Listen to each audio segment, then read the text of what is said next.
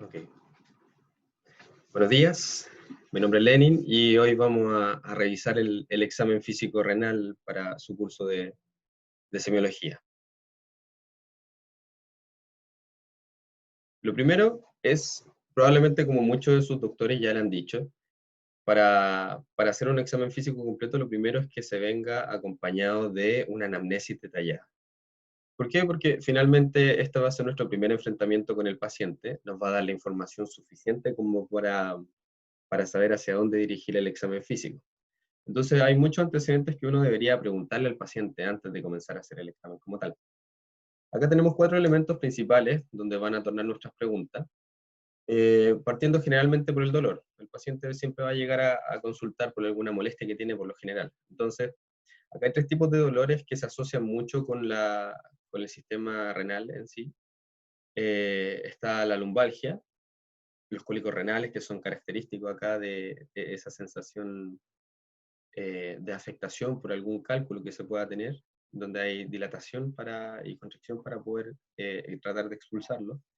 Y la cistalgia, que es cuando hay retención urinaria, por ejemplo, en el caso de la vejiga, y esta retención es muy aguda, entonces va a generar un dolor, o la distensión es lo suficientemente grande, por así decirlo, para que genere molestias por compresión de los órganos vecinos. Acá el resto de los 3 puntos de la orina, la diuresis y la micción van a estar muy relacionadas porque finalmente va a ser prácticamente como una pregunta en general que se va subdividiendo en partes. En la orina el paciente puede llegar y nos puede decir que tiene hematuria, o sea, orina con sangre, ¿ya? También está la coluria, que es lo que se describe como una orina con coloración tipo Coca-Cola o lavado de carne. La orina turbia y la piuria va a estar más relacionada al caso de infecciones bacterianas, y la orina espumosa es la que se describe en los pacientes que tienen un aumento en su proteinuria. La diuresis pueden ser muchos patrones. Los principales son que puede ser poliuria, o sea, orina el paciente más de lo común, oliguria donde ya hay disminución de la orina en sí. Los textos describen, según el autor, entre 400 y 500 ml por día, y la anuria, por definición en su palabra, como la significa sin, va a ser sin orina, pero en realidad se refiere a cuando el volumen de la orina que tiene el paciente va a ser menos de 50 o menos de 100 en un día. Y finalmente la nicturia va a ser las veces que el paciente pueda llegar a orinar en la noche o que se despierte con la sensación de tener que ir a orinar. Y finalmente en la micción podemos tener la disuria, que es el dolor al orinar, la poliaquiuria, que es cuando va muchas veces al baño y orina poco. Esto se ve en afectaciones prostáticas, por ejemplo. Y voy a tener problemas más relacionados con el tema de la vejiga, o sea, la incontinencia vesical, que es cuando los músculos detrusores no tienen la suficiente fuerza como para detener el paso inminente de la orina, y finalmente los pacientes terminan orinándose. Puede ser de esfuerzo, por ejemplo, o típico en los casos cuando los pacientes se ríen y finalmente terminan orinándose. Y de retención urinaria, que es todo lo contrario, o sea, el paciente por más que quiere no puede orinar o no puede orinar todo el contenido que tiene o de manera adecuada. La estructura del examen renal va a ser igual que todos los exámenes físicos que uno pueda tener finalmente en semiología. O sea, va a contar de las 4 partes base: la inspección, palpación, perfusión, auscultación, que son las que vamos a analizar ahora rápidamente. Primero, en la inspección, cuando uno ve afectaciones renales o el sistema genitourinario, uno tiene que ver al paciente como un todo. O sea, primero vamos a ver su grado de nutrición, si el paciente está enflaquecido, está normal, con sobrepeso, y acá lo vamos a poder ir relacionando con ciertas patologías según la anamnesis que uno le va haciendo al paciente. Por ejemplo, la insuficiencia renal crónica y atrofia muscular. Puede ser tanta que puede llegar incluso hasta ser un paciente caquexil. También con la misma insuficiencia renal crónica uno puede ver una fascia específica. Por lo general se encuentra una fascia terrosa del paciente. La fascia terrosa es como su nombre lo dice, es como un color tierra, como un amarillo más tenue, a diferencia de la ictericia, que ya es una coloración amarilla de piel y mucosa mucho más marcada. Pueden haber depresiones, abultamientos, que pueden dar referencia a muchas afectaciones que uno tiene con respecto a los riñones, por ejemplo, cuando se haga el examen. Y todas estas afecciones que uno encuentra pueden ser uni o bilaterales, según lo que el paciente vaya a consultar. Y también pueden haber complicaciones secundarias de estos, como por ejemplo las fístulas cutáneas o los pacientes que por problemas renales finalmente terminan teniendo edemas. Ahora acá, en la fascia renal, si se fijan, la paciente tiene esa coloración terrosa que les digo. También se encuentra acá con el edema. El edema acá en las afectaciones renales va a ser un edema de cara principalmente, a diferencia de, por ejemplo, las insuficiencias cardíacas, donde se va a partir desde la parte inferior, en los pies principalmente, que va a estar ahí. El edema acá no, todo lo contrario, va a ser desde superior hacia inferior, y se puede ver palidez de los tegumentos, si se fijan ahí en los labios están afectados, hay lividez, y son pacientes que comienzan con hinchazón, por ejemplo, en los ojos, en los párpados, donde va a ser las primeras zonas de las partes blandas donde se va a identificar aún más. Cuando uno hace la palpación renal, la palpación va a variar según lo que uno quiera buscar y obviamente según la maniobra que se quiera realizar, ¿ya? Por lo general, en todas las palpaciones que hay, el examinador se va a posicionar del lado donde el paciente, del riñón que uno quiera examinar. Y uno puede evidenciar muchos elementos que son partes del examen físico general, como la temperatura, la hidratación, como la contextura del paciente y todo, pero enfocándolo más en el examen renal, por así decirlo, nos vamos a enfocar en 5 puntos, que son la forma, el tamaño, la consistencia, la situación y la sensibilidad que pueda llegar a tener el riñón o alguno de las partes del sistema. Entonces, cuando uno hace la palpación, puedo tener ciertas características que me demuestren una alteración de que me diga que hay un aumento de volumen. Y acá tenemos 3 elementos principales. La hidronefrosis es cuando yo tengo alguna obstrucción en el canal urinario, principalmente en la parte de los uréteres. Entonces, imagínense que, por ejemplo, acá en la imagen que está a la izquierda, tengo la vejiga, y si se fijan, el uréter izquierdo va a estar dilatado hacia arriba y también el riñón. Entonces, la hidronefrosis podría ser un caso clínico típico cuando un paciente tiene algún cálculo impactado en la parte inferior del uréter, y este va a ser una obstrucción finalmente. Entonces, con esta obstrucción yo voy a tener acumulación de la orina con ascenso retrógrado, y eso finalmente me va a generar una dilatación, lo que se conoce como hidrouréter, pero si esta retención va a ser lo suficientemente prolongada, por así decirlo, también va a llegar a afectar a la parte del riñón. Entonces, cuando el riñón se llena prácticamente como una bolsa con agua, ahí nosotros lo vamos a tener como hidronefrosis. Y obviamente si está con agua va a tener una consistencia mucho más blanda, en comparación de que si hacemos un examen y encontramos algún tumor o algún riñón poliquístico. ¿Ya? Ahora, las características en sí del riñón, enfocándonos en un paciente normal, sano, va a tener una forma de habichuela, ¿ya? La clásica forma de habichuela en el riñón. Sin embargo, hay otras alteraciones, por ejemplo, afectaciones congénitas, como el riñón en herradura, donde finalmente los 2 riñones van a estar conectados con un punto medio, como si fuera, comparándolo, por ejemplo, con el istmo de la tiroides.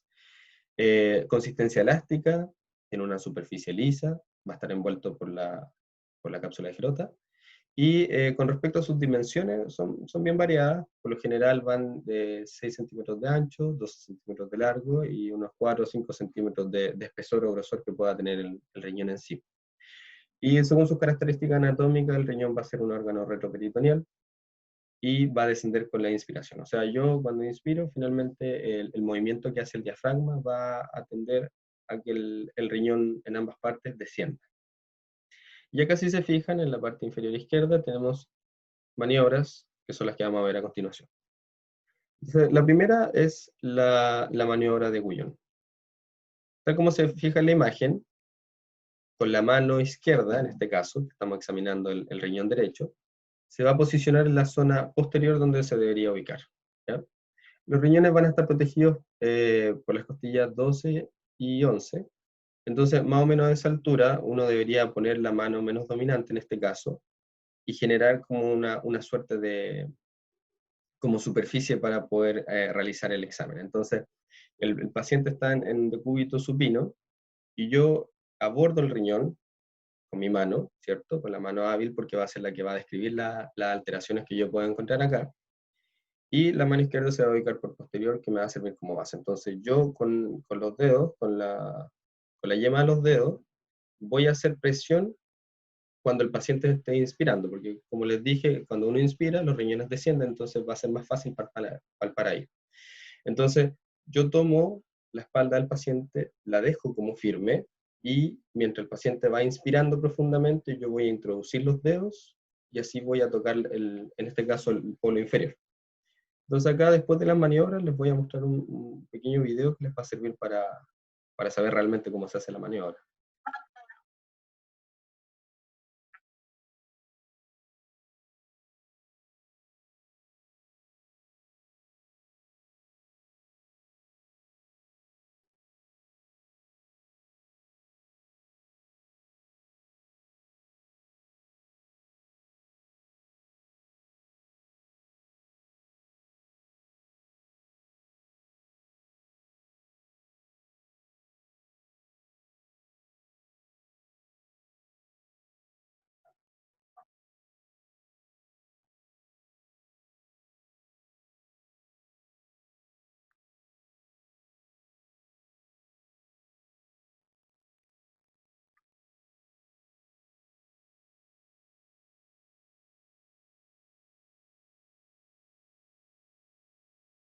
Ok, pasando a la segunda maniobra, vamos a tener la del peloteo renal de Guyon, que básicamente es la misma posición que teníamos nuestras manos en el paciente. La única diferencia es que la mano izquierda, en el caso de evaluar el riñón derecho, ya no va a ser solamente un soporte, sino que también vamos a generar una fuerza de presión hacia arriba, donde los dedos van a tocar el riñón, pero con el movimiento de peloteo, que es el mismo que se describe acá. Entonces, para que les quede claro, acá les voy a mostrar otro video.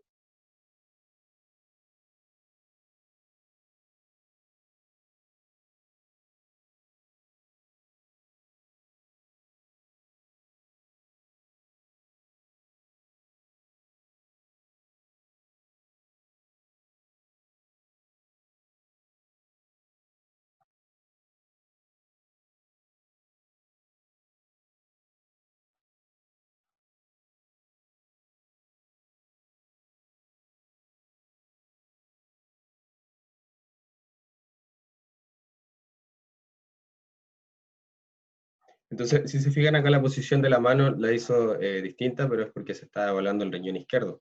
Pero en sí, lo importante de acá es que con la mano menos hábil, que va a ser la que sirva de hacer el peloteo, la fuerza como tal, va a ser la que está en la parte posterior del paciente, y la mano hábil con las yemas de los dedos, quien va a tener mayor sensibilidad para describir las alteraciones, esté por la parte anterior del abdomen.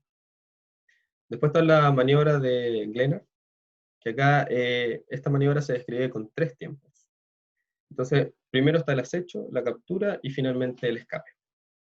Cuando uno hace el acecho, toma la mano, siguiendo con el ejemplo de evaluar el riñón derecho, tomo mi mano izquierda y la pongo en forma de garra. Entonces, esta garra, el pulgar va a estar en la parte anterior del paciente, mientras que el resto de los 4 dedos se va a ubicar por posterior, dirigiéndose a la misma zona donde nosotros habíamos hecho la posición de la mano izquierda para hacer la maniobra del peloteo y la primera. Mientras que con la mano derecha yo la voy a poner en la posición medial del abdomen, apuntando hacia la ubicación de donde está el riñón que yo quiero hacer.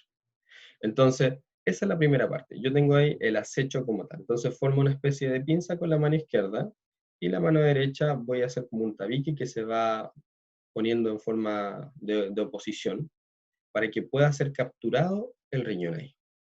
Una vez que yo lo tenga capturado, voy a pasar a la parte de captura y le voy a decir al paciente que respire. ¿Ya? Entonces, durante la inspiración, el riñón va a tender a bajar, ¿cierto? Entonces, acá va a salir de la compresión que yo le estoy haciendo manual y voy a sentir cómo se mueve.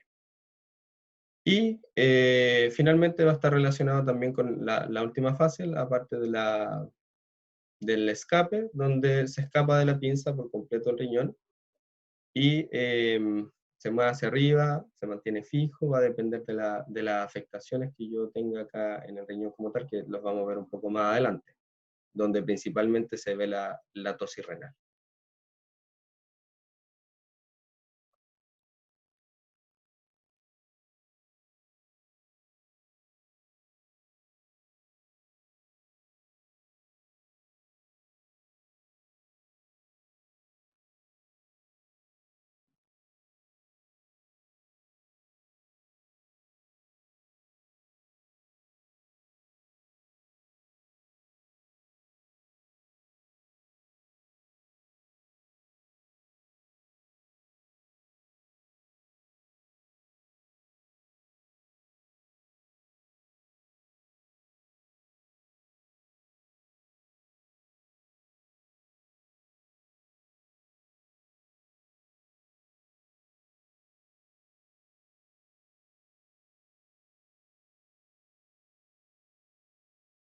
Ya.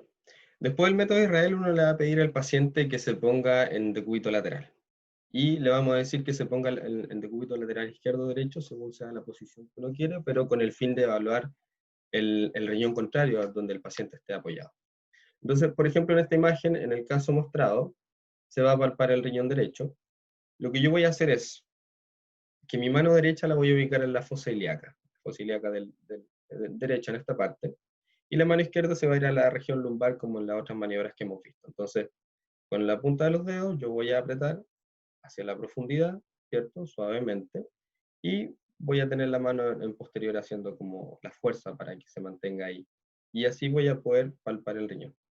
Hay que considerar que en este caso de la posición en decúbito lateral que tenga el paciente, va a hacer que el riñón sea más fácil de palpar.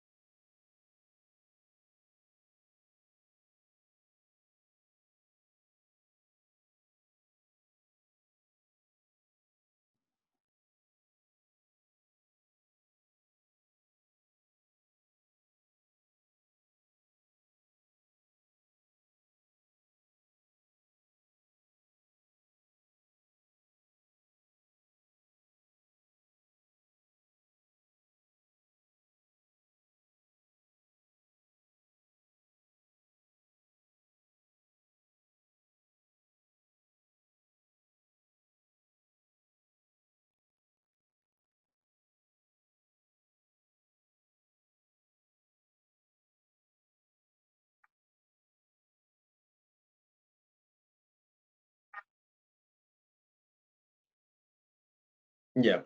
Después pasamos al método de Golet, que este va a variar completamente. Acá el paciente no va a estar acostado, sino que va a estar parado y le vamos a pedir de que en el lado del riñón que nosotros queramos examinar, vaya a poner una silla y flexione la pierna en sí. Entonces va a tener la rodilla apoyada tal como se ve acá en la imagen, mientras la otra pierna va a estar estirada.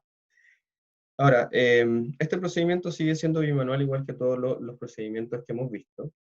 Y la gracia acá es que, como le había dicho previamente, tiene mucha significancia para la evaluación de la tosis renal. ¿Por qué? Porque si se fijan, como el paciente está parado, va a ser de mucha ayuda el efecto de la gravedad que pueda generar para ver si es que el riñón efectivamente se queda en la posición la cual le corresponde o finalmente desciende. Entonces, como ya hemos visto, con la mano izquierda lo voy a poner en la parte posterior del paciente, mientras que la mano derecha va a ir desde la fosa ilíaca hacia superior en los momentos de inspiración para poder examinar esto.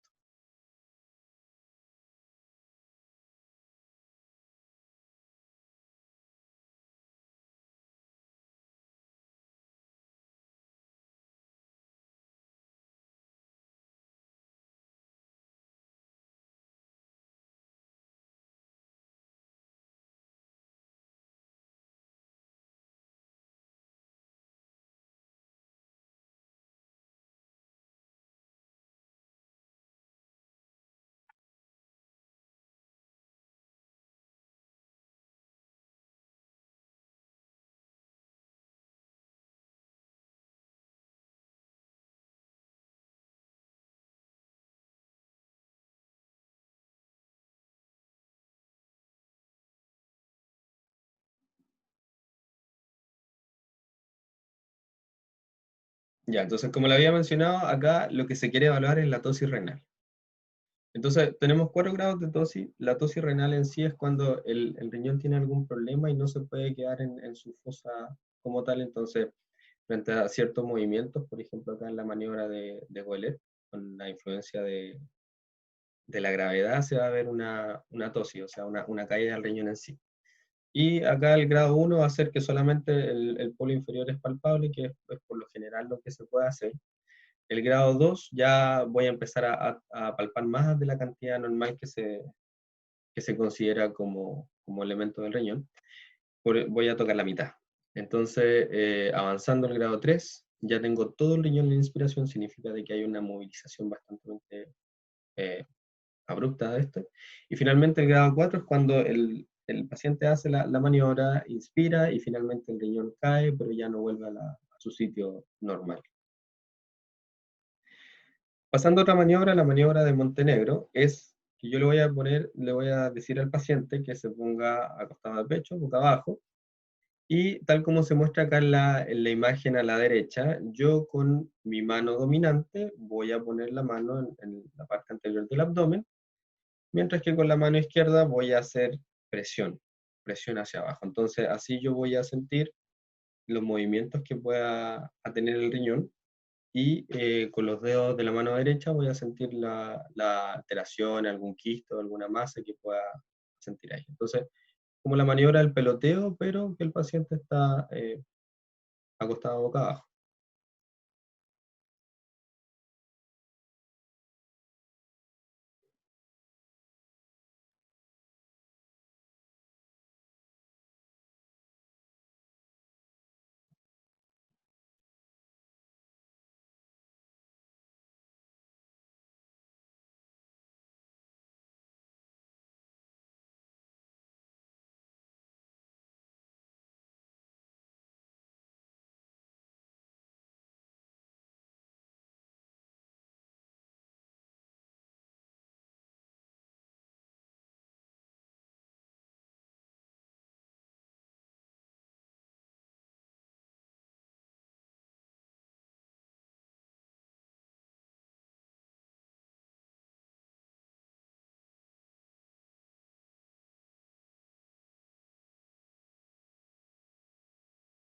Entonces, si se fijan acá, lo que hace el doctor al momento de enseñar es que pone los dedos fijos en una posición posterior y la mano que está abajo va a generar el movimiento del peloteo, solo que en la posición de boca abajo, como había dicho, y esto me va a permitir identificar ciertas masas. O sea, la idea que uno tiene al hacer esta maniobra es que finalmente, como el riñón de por sí es muy complicado de palpar, por lo general no es una maniobra, en general todas las maniobras que se tienen para la evaluación del renal no son muy frecuentes en la clínica porque el paciente tiene que ser de contextura muy delgada para que realmente sea un examen que me entregue información, ¿ya? Pacientes con mucho padículo adiposo no va a ser posible porque hay muchos elementos grasos de por medio que no me van a permitir introducir la mano directamente. Entonces, acá finalmente se hace como el peloteo y se quiere identificar alguna masa, alguna alteración o afectación que se tenga del riñón. Eh, hay dos tipos de puntos, está el punto anterior y los puntos posteriores. ¿Ya? Los anteriores van a ser los ureterales, que nos van a servir para identificar los cálculos de por sí, y acá vamos a ver los puntos renales posteriores. Si se fijan acá en la imagen que está a la derecha, en el paciente, uno va a tener la columna como punto de referencia. Entonces vamos a tener el punto costo vertebral y el costo muscular. ¿Ya? Y estos van a ser puntos dolorosos que vamos a poder identificar en ciertas afecciones renales.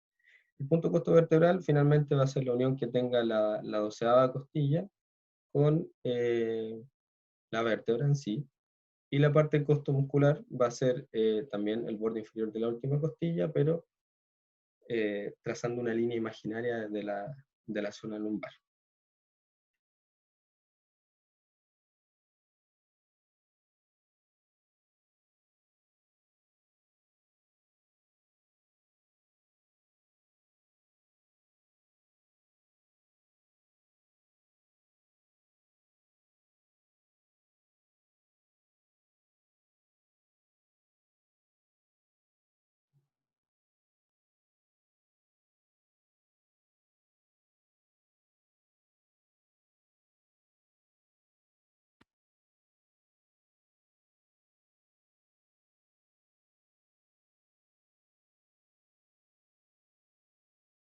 Ya, ahora pasando a los puntos dolorosos laterales, son tres los puntos. Y estos me van a identificar, por ejemplo, en un paciente que llegue con la clínica de algún cálculo renal, que yo lo sospeche, ¿cierto? Con sus cólicos renales, y yo quiero identificar más o menos a qué altura del uréter se encuentra, si es que está en la parte más superior renal o si es que está en punto medio o más descendido. Entonces, el punto ureteral superior va a ser en la unión ureteropélvica, ¿ya? O sea, va a ser la parte más superior donde se une el uréter con la pelvis renal del riñón como tal. Y esto se va a encontrar a nivel del ombligo y uno se maneja hacia lateral, según el riñón que quiere explorar, en el borde que se encuentra del músculo recto anterior. Después el punto ureteral medio va a ser una línea que va entre la espina ilíaca, ¿cierto? Y esta se va a dividir con el margen lateral también del resto anterior. Y finalmente los puntos ureterales inferiores, que son los que se describen que efectivamente no se pueden evaluar por la palpación abdominal, sino que tienen que ser más contacto rectal o tacto vaginal.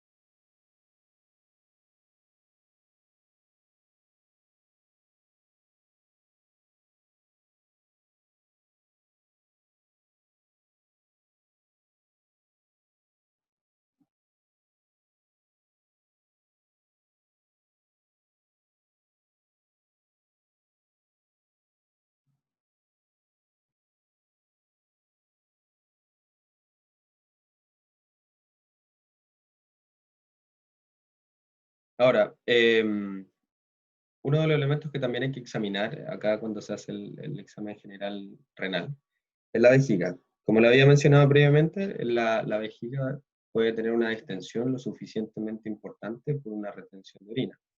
Cuando uno percute la vejiga es generalmente cuando ya tenemos un volumen de 150 cc. Sin embargo, 150 cc no son suficientes como para generar lo que se denomina un globo vesical. Los globos vesicales son acumulación que puede ser aguda o crónica de una cantidad suficiente de orina, puede ser de un litro y medio incluso, y uno lo puede definir como un cuadro agudo o crónico, y lo que va a estar relacionado directamente con la sintomatología que tiene el paciente. Si una obstrucción abrupta, donde la acumulación de orina se hace sin un tiempo, como en el caso de los crónicos, la dilatación va a ser aguda. Entonces, finalmente, la dilatación que se genere en la vejiga va a generar dolor, a diferencia de que en los procesos crónicos no va a ser doloroso.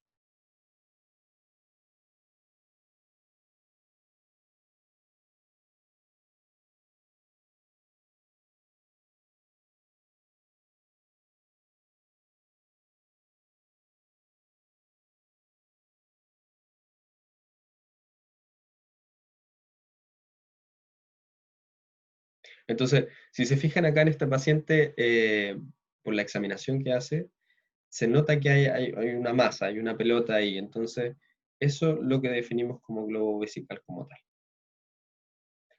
Otro elemento importante es el puño de percusión, que es la maniobra de Murphy.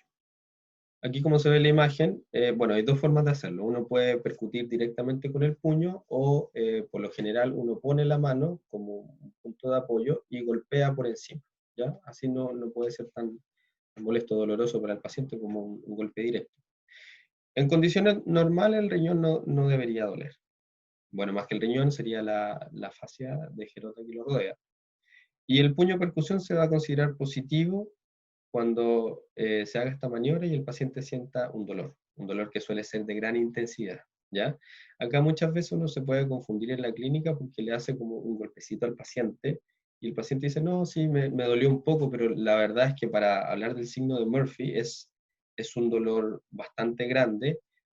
Muchas veces cuando uno hace esto, en los casos de pielonefritis, donde hay inflamación de esta cápsula, uno le hace el puño de percusión y los pacientes llegan a pararse de la cama por el dolor y necesitan caminar o hacer otro tipo de cosas.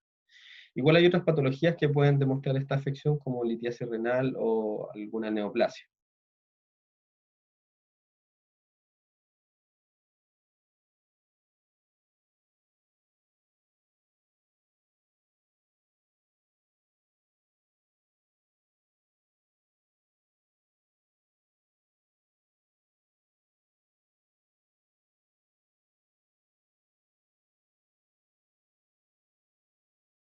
Ahora, pasando al punto de la auscultación se va a hacer principalmente dirigido hacia los elementos arteriales que se puedan tener. O sea, uno va a ir en busca de una pesquisa de hipertensión arterial o alguna afección como una placa ateromatosa que me pueda generar un flujo turbulento.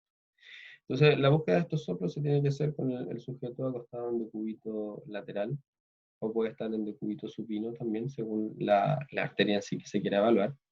Y si se fijan acá en la parte inferior, habla de los soplos sistólicos. O sea, los soplos sistólicos nosotros los podemos encontrar principalmente en dos patologías, que va a ser la estenosis de la arteria renal y una fístula arteriovenosa intrarrenal. Entonces, acá se ven los focos de auscultación que se puede tener del paciente. Aquí en la parte media vamos a tener la aorta. Uno puede hacer la auscultación para ver alguna placa, alguna afección. Puedo tener incluso un aneurisma aórtico abdominal, que en ciertos casos se va a presentar como una masa eh, latente, ¿ya? Que va a ser concordante con los latidos cardíacos. Si se fijan en el mismo punto hacia lateral, vamos a tener la arteria renal izquierda y derecha, donde ahí uno puede ocultar su arteria principal y ver si es que hay algún soplo. Bajando hay que ver los vasos, principalmente los más grandes, la arteria ilíaca derecha y la izquierda, y finalmente en la parte más inferior tenemos las arterias femorales.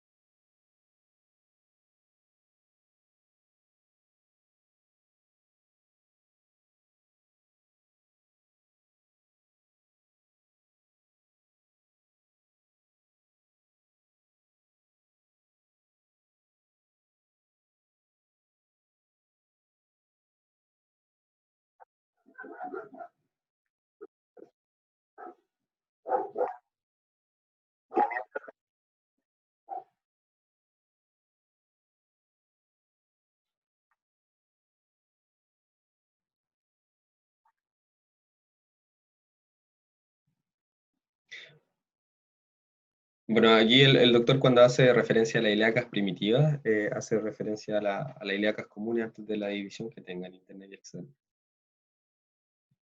Y finalmente, para terminar, están los signos y síntomas de prostatismo. Esto es importante también en análisis del sistema urinario, pero se ve más en elementos más específicos como las patologías de urología, por ejemplo. Sin embargo, no está absuelto este tema. El prostatismo puede ser muchas cosas, eh, pero la más común es que el paciente tenga una hiperplasia prostática benigna, que es cuando hay un aumento en el grosor de la próstata en sí que va a envolver un conducto de la uretra. Y finalmente, como haya un aumento en su masa, este se va a apretar, se va a comprimir la uretra, entonces eso va a generar ciertos problemas para el paciente para poder orinar. O también están los casos donde uno tenga un cáncer de próstata que vaya dirigido hacia la zona luminar y finalmente disminuye el lumen como tal. Ya que tenemos 6 elementos que nos pueden dirigir a pensar en que el paciente puede tener algún problema en la próstata, puede tener un chorro de orina entrecortado, ¿cierto? Como tengo una masa ahí que me está haciendo algún tipo de protrusión interna, el lumen disminuye, entonces muchas veces el paciente tiene que hacer demasiada fuerza para iniciar la orina y para continuar con esto, entonces se ve como chorro entrecortado. Si puede ser un chorro de orina leve, débil, puede tener nicturia, disuria de inicio, porque hay que prácticamente abrir una válvula, entonces el paciente tiene que hacer mucha fuerza, sensación de vacío incompleto, obviamente por lo mismo que he explicado, y finalmente con un goteo terminal. O sea, el paciente no puede llegar y orinar de manera normal, entonces como hay una masa ahí que me está haciendo una constricción, uno va a tener la sensación de que le queda sensaciones por orinar. Entonces, para terminar y para hacer como un resumen, siempre que vayamos a hacer un examen físico hay que hacer una detallada anamnesis para saber hacia dónde dirigirlo. El examen renal no es sencillo de hacer, principalmente se hace en los pacientes de contextura delgada que no tengan mucho tejido adiposo, pero eso no está exento de que sí o sí, cuando uno sospecha una patología renal o del sistema urinario, se tenga que hacer el examen en sí. Puede entregar información, puede saber si tiene alguna afectación, alguna masa, tumoración, etc. y eso nos va a permitir hacer un mejor manejo del paciente y finalmente pedir los correspondientes exámenes de imagenología para manejarlo de forma mejor.